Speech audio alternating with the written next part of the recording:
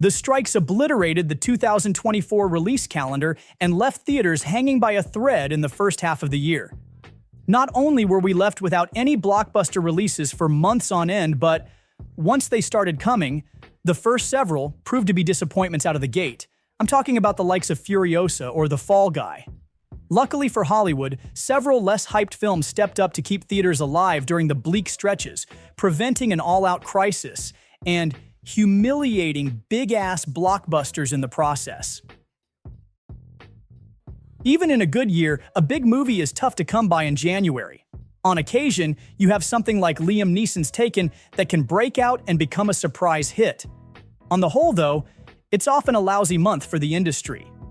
That being the case, expectations were especially low this year, given that the strikes had just ended and the first chunk of 2024 had been left largely barren by Hollywood.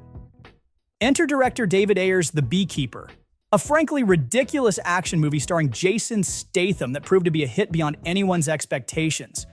The Beekeeper thrived alongside the competition, pulling in a truly surprising $153 million worldwide. It was David Ayer's first theatrical hit since Suicide Squad, and carried a modest budget of $40 million. It was a home run for Amazon and MGM. Horror has been the big savior of the box office during the pandemic era. Movies like The Black Phone and even this year's Longlegs have been there to help give a string of reliable hits that can be produced relatively cheaply so that everyone wins. But Terrifier 3 is on another level entirely.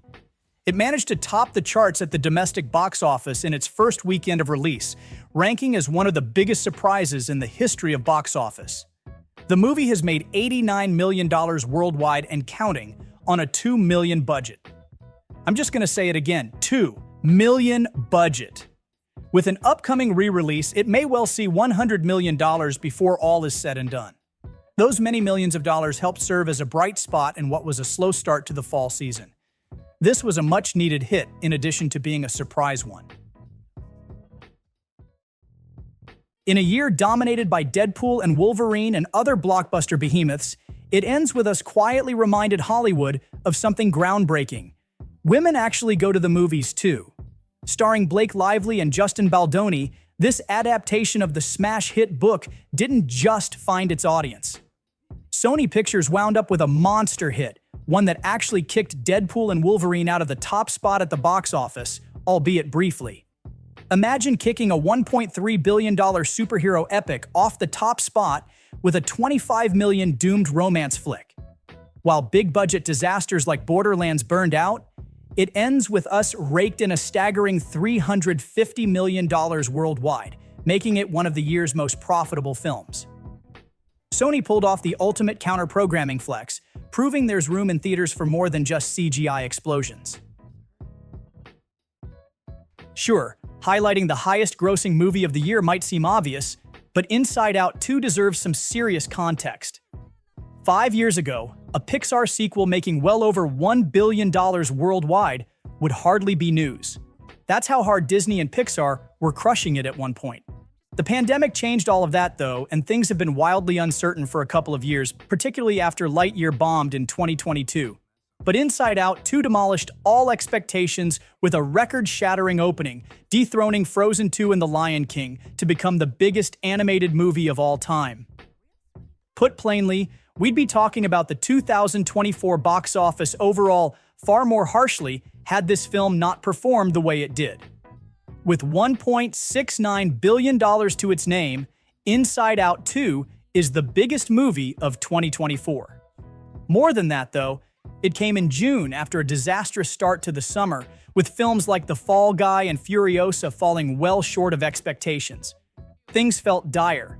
Then this sequel gave the box office a major shot of life. RedOne is peak streaming wars excess. Amazon shelled out an absurd amount of cash for The Rock to star in a Christmas action movie nobody asked for. It's irresponsibly expensive, and no, its theatrical release won't even come close to breaking even. But here's the kicker. This bloated holiday spectacle was exactly what theaters needed.